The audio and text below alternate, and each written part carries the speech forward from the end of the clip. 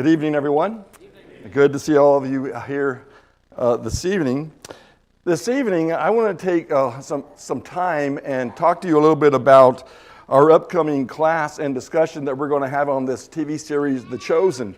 The Chosen has been seen for right at probably 4.5 million people around the globe and has been translated into, I don't know how many languages, but over a dozen languages. And so it's a pretty popular TV series. It's a series that I think is one that is really encouraging. And so we're going to be showing these on Wednesday night for our Bible class. It's going to begin, obviously, this coming Wednesday. And the idea is that you find a way to invite someone, whether it is a friend or a neighbor, maybe just an acquaintance, someone that you go to work with, someone that you guys go to school with. It might be a family member that you would invite them to come and to watch this TV series. The Chosen is a character-based study where they look at the lives of people that Jesus interacted with and that he intimately would eventually choose them to follow him. And so it's not a typical Bible study that we are used to. Generally, we are kind of a verse-by-verse, line-by-line type Bible students as well as expository students. That's how we generally study. I remember early years when I was a new Christian, I remember going to Bible classes and there'd be a guy who would get up there and say, okay, so let's look at, John chapter 21 and verse 21. Peter therefore seeing him said, Jesus, Lord, what about this man? So what does that mean to you anyway? Well, it means what it says, and it says what it means. So let's go to the next verse here.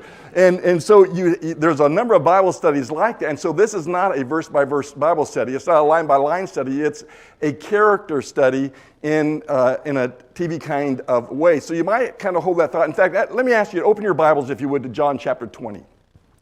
Let me share with you a passage of Scripture. We'll look at it again later, but let me share with you just very quickly right now.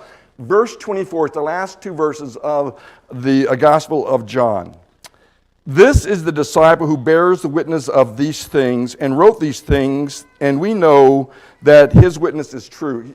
John is identifying himself. And there are also many other things which Jesus did, which if they were written in detail, I suppose that even the world itself would not contain the books which were written. So what is that saying? Well, it's saying that there's a lot of backstory that goes on in the life of, say, Matthew, as he is being prepared to answer the call when Jesus will say to him, you need to come and follow me and you'll become a fisher of men. Or the backstory that is behind, say, Nicodemus and his struggle with being a Pharisee in Judaism and the search for the Messiah that's to come that would drive him to ask for a meeting to talk with Jesus about spiritual matters in relation to his own life. Or Mary Magdalene. All I'm saying is that there's a lot of things that are talked about in their lives that caused them to move forward that may have not been written in detail for us. Matthew, if you read just the gospel account, Jesus walks by, Matthew's booth where he is collecting taxes, and he says, Matthew, follow me. And the narrative says that he locked up shop. He just quit being a taxer and just followed him. But what was it that had happened in the backstory that would cause Matthew to be willing to give up everything and to completely change his life in every way? Well, that's kind of what the Chosen series does. It does a lot of backstory. And I'll freely admit to you that there's speculation that is here. Okay, where they talk about things that are going on in these individuals' lives. But if you know your Bible, you'll be able to see the lines that are there and the perimeters that you are to keep the characters within. By saying that, I'm saying to you that in The Chosen, when they start talking about, say, Nicodemus coming to Jesus, they're not going to say, and over in John the 3rd chapter, in verses 1 down through 18, this is the conversation. It's not going to do that. Or when Jesus interacts with the woman at the well of Samaria, the narrator is not going to come on the scene and say, this is taken from John the 4th chapter, down around verses 23 and following.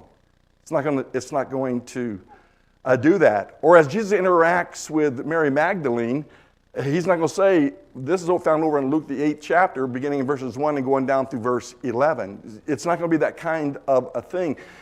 The chosen is shown in real time, if you will, before there was a New Testament written.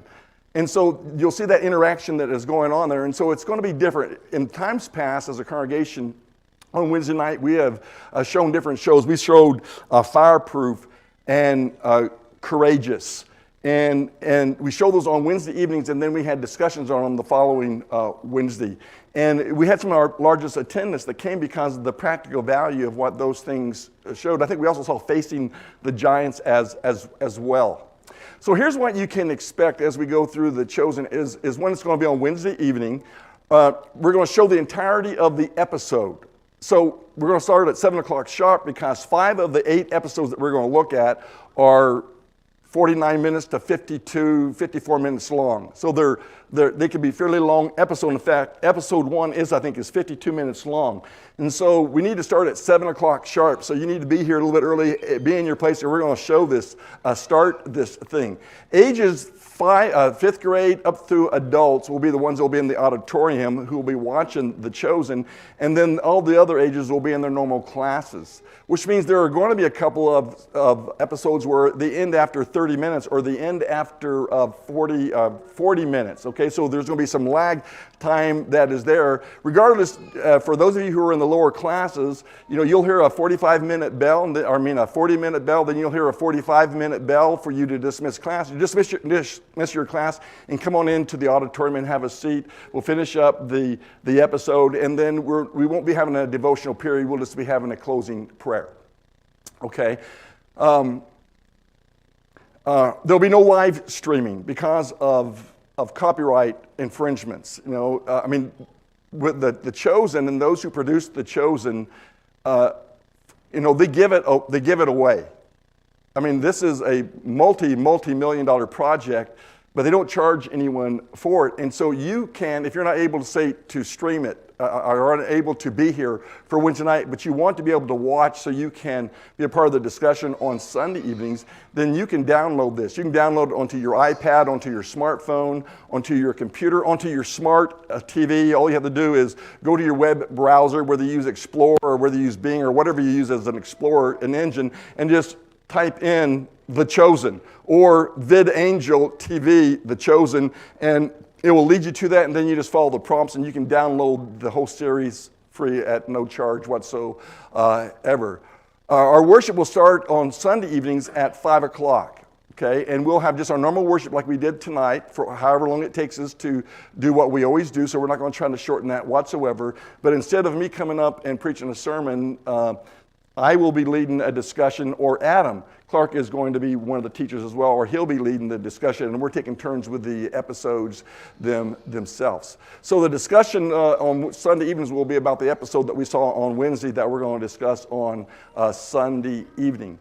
One of the biggest things to me, the reason why normally we don't just push classes, but this one here is a different class in that it's an outreach class. It's a class that really is something where we're really wanting to encourage you to invite your friends and your neighbors to, and the reason is because it becomes a great launch pad for you to be able to go into a more deeper discussion about a person's relationship with Jesus and the church and so many other things. So that's going to be an important part of it. So the series draws from the 4 Gospels in the New Testament, okay? So it's going to come out of Matthew, Mark, Luke, and John.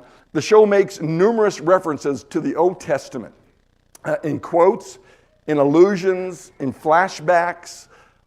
You'll be seeing those kinds of things that are there, and you'll see how those flashbacks relate forward into the New Testament. So you'll see an Old Testament where there's a story about in the Old Testament that is depicted in the show, and then later you see how it fits into the New Testament or into the life of Jesus and those that he is working amongst, okay?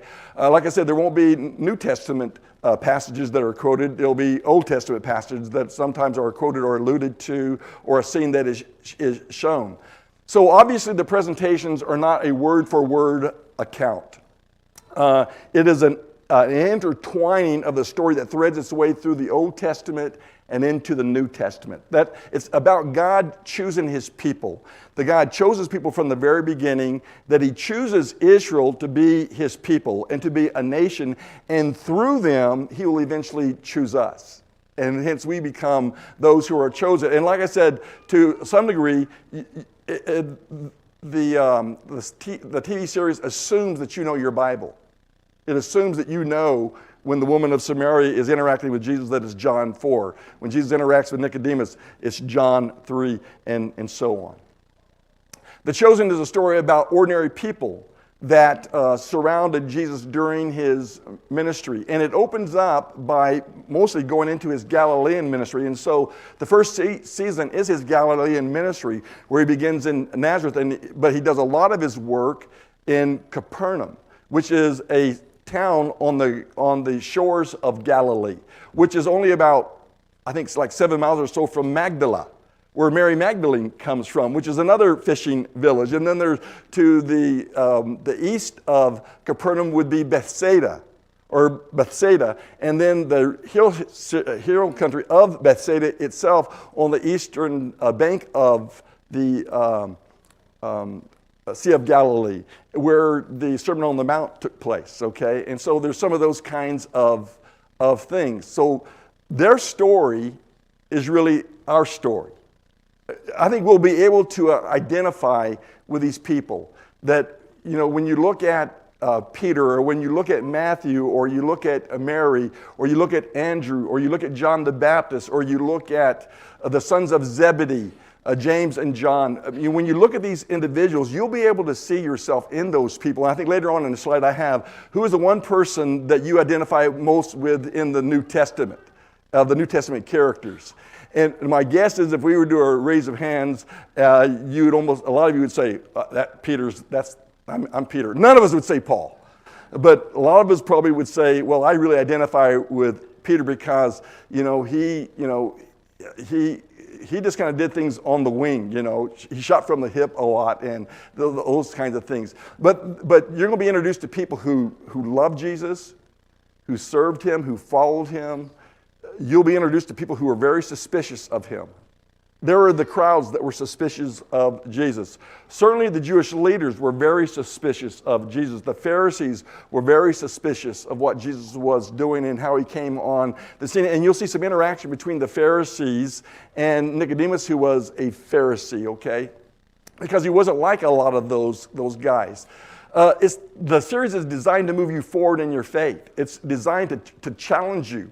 It's designed for you to examine your life and to ask yourself, would I be like those people? Would I be willing to make that kind of follow? In one episode when Peter is called to be a disciple of Jesus and that Jesus chooses him, he is overwhelmed with that.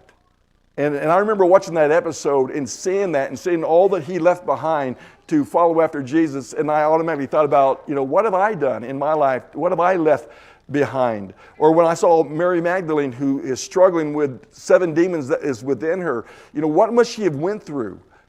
How did she deal with that? How would I deal with something like that? Would I try to drink? Would I try to stay drunk my mind was numb to what that must have been like to live? Those things caused me to think of some of those things. You'll be introduced to let me go forward here. And so the series itself, it refers to a multiple of things, including God's chosen nation of Israel that leads to those who Jesus will choose and then ultimately to us. Okay? So we are the chosen people. We are those who are special in God's sight. What I want to do now is I just want to spend a few moments introducing to you to what is called meeting the mains, or the characters themselves, and to look at some of the backstory. Now, I'm going to share just 4 of them with you this evening, but there's a lot more than that come into the series or into the episodes, but these will kind of get you going. By the way, let me say this about episode 1. Episode 1 is one of the longest, but it's one that I'm not going to say it was the most boring to me. It wasn't boring to me. I was having to figure out the characters.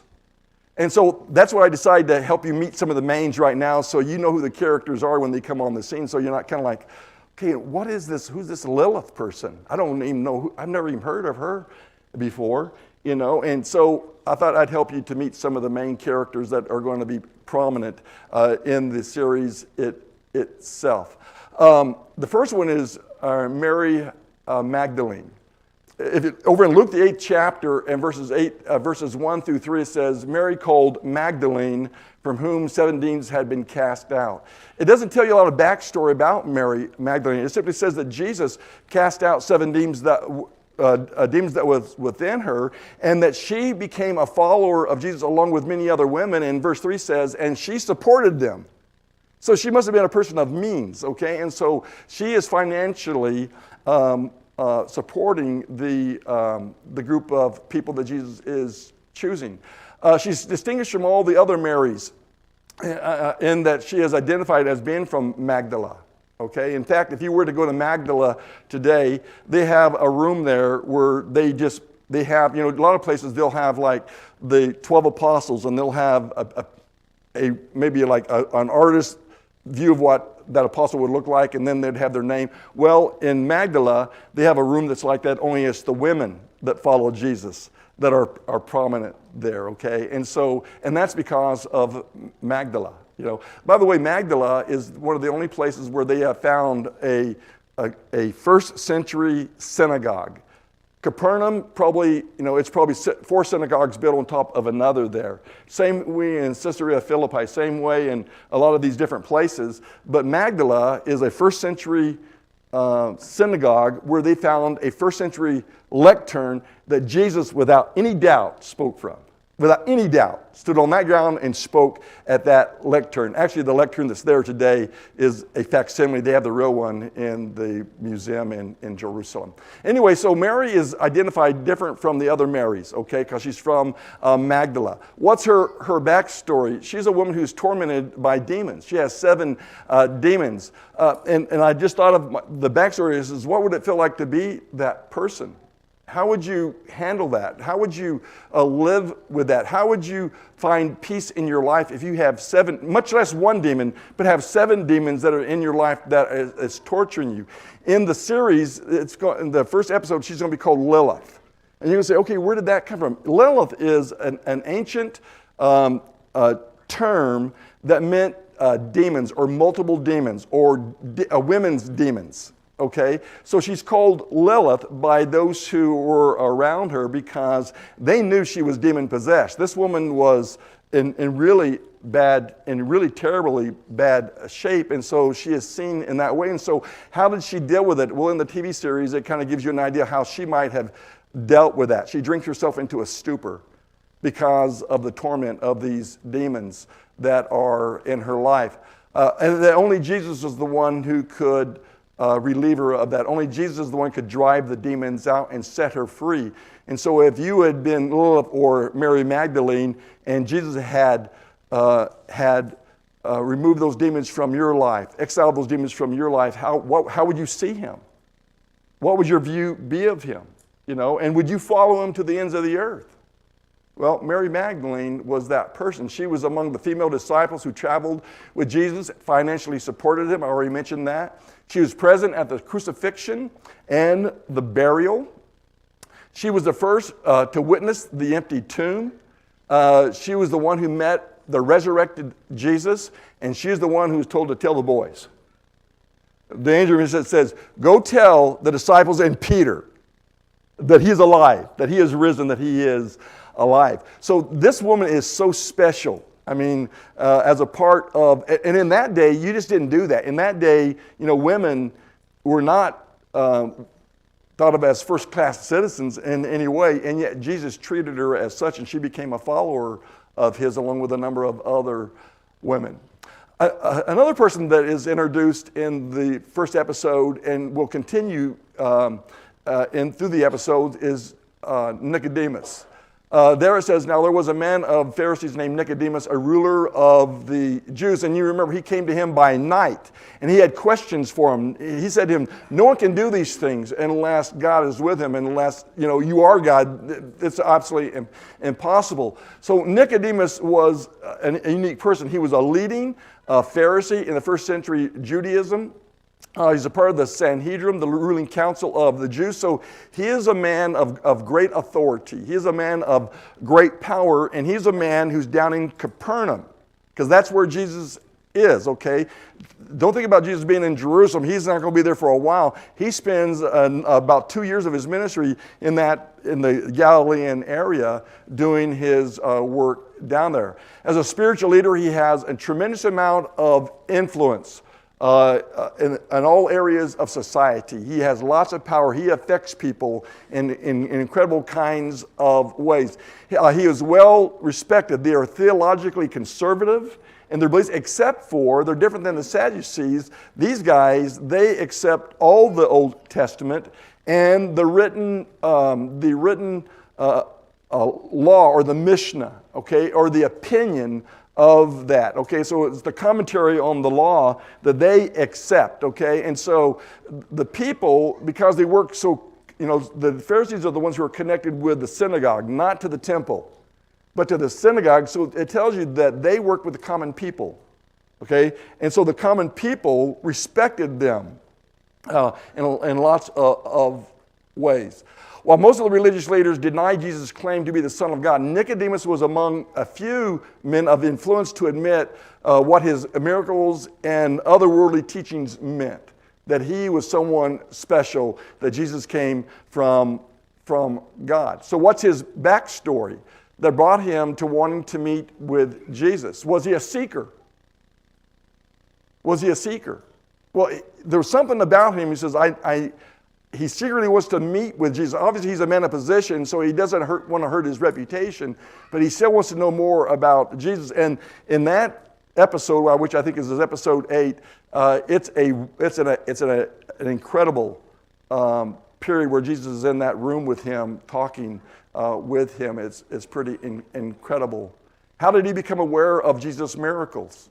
Well, he lived in the vicinity where Jesus was performing miracles. So he was aware of things going on there. Where did Jesus first begin his ministry? As I already mentioned, he began them in Capernaum. Let me just share with you just a couple of quick things about the factions of Judaism. Pharisees, they are scholars who interpreted the law to the masses along with the oral traditions. That's the Mishnah. They connected with the local synagogue, so they're highly respected among the common people, okay? So that's who these guys are. People looked up to the Pharisees. Not so much the Sadducees. The Sadducees, as someone said, well, who were the Sadducees? Well, they were sad, you see. And because they didn't believe in the afterlife. Now, I didn't mention this, but the Pharisees believed in the afterlife because they went beyond the 5 books, the Pentateuch or the Torah. They went beyond that. And so they believed in the afterlife. Sadducees did not believe in the afterlife. They were the aristocracy of Judaism. They were the people who owned property and businesses. They were rich people, okay? And the Sadducees were the ones who became the high priests, okay? So it wasn't the Pharisees. Sadducees were the high priests, okay? And the people did not like them. And the reason is they didn't like them because they compromised a lot with Roman rule. Because they compromised a lot with Roman rule, generally they were hated by the common people. And they didn't believe in the afterlife. Why? Well, it's really simple. They didn't believe in the afterlife because they accepted only Genesis, Leviticus, Numbers, Deuteronomy, and that's it. 5 books, and that was it. And the first 5 books doesn't talk any about the afterlife. So they didn't believe in the afterlife. The Essenes, separatists, they were people who separated themselves from society so society would not taint them. Qumran is an example of that over on the eastern part of the Palestine. right adjacent to where the Dead Sea is. Okay, so that's Qumran, and they're thought to be Essenes. They were separatists. They spent time in prayer. They spent time in copying the scriptures. They spent a lot of time in studying of the scriptures, and they were really into ceremonial cleanliness. Before they'd even write the word God, they'd go and dip themselves or immerse themselves or anything like that. Zealots were the political activists that were organized to rebel against Rome. Simon the Zealot was one of those. Now take Simon the Zealot now and put him with Matthew the tax gatherer, and you've got some fireworks that could possibly go off there. This here is Matthew. As Jesus passed from there, he saw a man called Matthew sitting in his tax booth, and he said, "Follow me." And Simon drops everything and follows. But what about the backstory? His name, he's oftentimes referred to as Levi.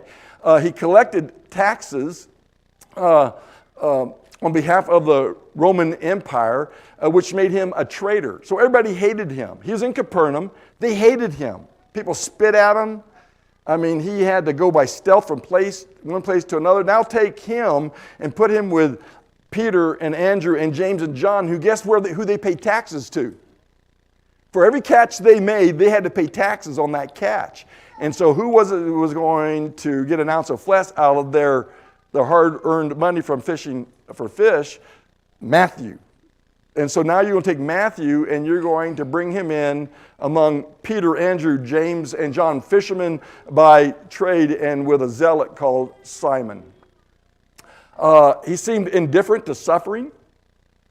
They just had to steel themselves, because not only did they have to get what Rome wanted in tax, they had to get enough so they could live. And most tax gatherers lived sumptuously compared to most of the citizens. So he no doubt was a man of detail. He was a man of numbers. Okay, so he had to have really good qualities of being able to crunch the numbers to not only to protect himself, but also to serve the empire, which expected him to be a man of detail. So Matthew is very detail-oriented. And when you read the Gospel of Matthew, you can see his detail in there as he talks about Jesus and as he talks about him being the Messiah and how he uses Isaiah and numerous things. So Matthew's collection booth was located in the Galilean town of Capernaum, which was the birthplace of Jesus' ministry. It would make sense that he was a loner, as the TV series kind of puts him, but he comes face to face with Jesus. He's not unaware of what's going on. He's not unaware of the happenings of Jesus in Capernaum, okay? Which caused, when Jesus comes by Matthew and stops and looks at him and says, "Matthew, you come follow me," he went and followed him. If someone was to walk up to you and say, "Dara, come follow me," what would you say? "I don't know who you are. I'm not following you anywhere." But if you have some backstory, if you know something about me or whatever, then you might follow. Jesus had a reputation, and it was a good reputation at the beginning of his ministry. So he becomes one of Jesus' disciples, and of course is writer of the Gospel of Matthew. So I think I already said that there. What's his backstory? Follow me. I think I've talked about that. And so the question was, what did Matthew know of Jesus that would cause him to make such a radical change in his life? Then you have this man here, Simon, a.k.a. Peter. While walking by the sea, Jesus saw two brothers, Simon, who was called Peter, and Andrew, his brother, casting nets into the sea, for they were fishermen. And he said to him, "Follow me, and I'll make you fishers of men." There's a backstory there that you don't read all the detail of it, but there's a backstory that is there. So he, along with Andrew, they are fishermen by trade. They're friends of the family of Zebedee, James and John. He's married. Okay, in this TV series, his wife's name is Eden, but we don't know what his wife's name was, but we know he is married. How do we know he is married? Because he has a mother-in-law that is sick and Jesus heals. Okay, so we know some of those things. As a fisherman, he's probably a rough and tumble guy. I think of Peter as kind of being the construction worker of his day, like the guys I used to work with. I used to work with pipe fitters and boilermakers and iron workers and fitters and all kinds of guys like that. And those guys were all rough and tumble guys. So he could have very well been that kind of a person. He's described as in the scriptures as being a fairly overconfident man who seemed to think that he could earn his worth. He was one who pretty much spoke his mind, and sometimes he spoke his mind without thinking first, and it would get him into some jams because of that. Regardless, Jesus, no matter of his imperfections, still called him to follow, and we know what the role that Peter played in the church. So what is Peter's backstory that would cause him to leave his nets and to become one of Jesus' disciples? Follow me and I'll make you a fisher of men. Lived in Capernaum. If you were to go to Capernaum today, I know this is not true, but they have a ruin where they have excavated Capernaum, the old city of Capernaum, ancient. And they have a section that they have this big building built over the top of it, and underneath it are the ruins of someone's house, and they say that's Peter's house. I don't know about that. But all they're saying is that Capernaum, or Peter, is known to have lived, and Andrew were known to have lived in Capernaum, okay, which was a fishing village, which was right down Peter's thing. And then I mentioned here of all the apostles, when people are asked which apostle do they identify with the most, Peter is oftentimes the answer. That's usually who we say. So he becomes a key leader among the 12 apostles. He'll preach the first gospel sermon. He'll use the keys to open the kingdom. He'll be a bedrock preacher within the church. He'll be a writer of 2 of the epistles, 1st and 2nd Peter. There's just a lot of incredible things about Peter. So let me just close with this here in John 20, verses 30 through 31. John, as he ends his gospel, he says these words: Jesus performed many other signs in the presence of his disciples, which are not recorded in this book. But these are written that you might believe that Jesus is the Messiah, the Son of God, and that believing you may have life in his name. So John, in his gospel, as you know, is the gospel of belief. Some have called it the gospel of life, okay? The gospel of love, but probably the gospel of belief. And they take it because of this passage here, which is known as the key passage, or the passage that unlocks John, because John will record by inspiration of the Spirit 7 signs that Jesus performed. And those signs there were designed to cause people to believe. That's what they were about, is to cause people to believe. But he did a lot more than that. And if you study the Gospel of Mark, then you'll notice right off the bat that Mark just goes chapter after chapter after chapter after chapter, one miracle after another, just in rapid succession, you know. So there's a lot of things that Jesus did that were not written down for us, okay? And I think John is referring to the 7 signs there, okay, which were of importance, but did many more than that. And then this passage that I asked you to look at before when I first got up here, and that is, and there are also many other things which Jesus did, which if they were written in detail, I suppose that even the world itself would not contain the books which were written.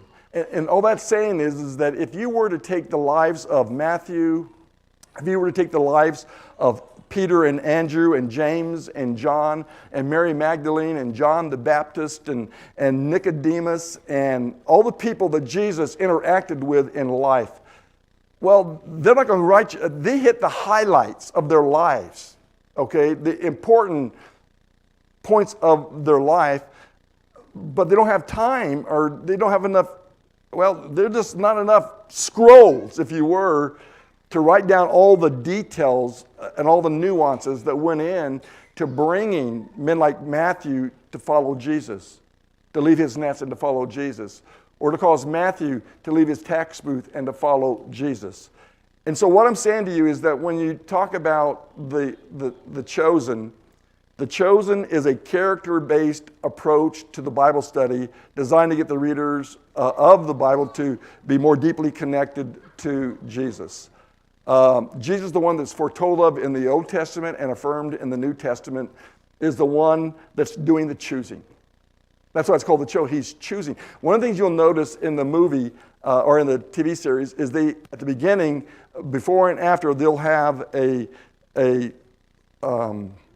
I think come on the screen, well, it's a round circle, and there are a bunch of fish going this way, and then there's some colored fishes going the opposite way. And you'll notice that there are 13 of the fishes going the opposite way. It took me a while to figure that out. You count the fishes there, but they are the chosen ones. And they are going against the world. They're going against the culture in which they live. They're being chosen to be different. They're being chosen to be the lights of the world. They're being chosen to be the salt of the earth. They're being chosen to make a huge difference. But Jesus is doing the choosing there. And when we see him through the eyes of those who actually met him, the people he called while ministering on the earth, we can be changed and it can impact our lives. And that's what the chosen is supposed to do. Which begs the question, what does it mean to be chosen? What does it mean to be chosen? And that's what we're going to be studying on Wednesday nights. We're going to be looking at a TV series that's different from anything we've seen before. Admittedly, they take some author license with some things, but you're smart people, and you know your Bible, so you know how to put the barriers up where you keep everything in between. You can do that.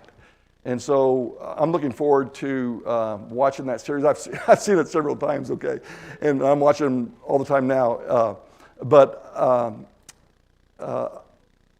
I think you'll fall in love. I really do. I think you'll fall in love with those that Jesus chose. And I love Jesus. I do. I love Jesus. But to see him interact with people, his humanness and his godness, it's incredible. So anyway, I would encourage you to be here on Wednesday nights as well as Sunday evenings as we discuss the chosen. So.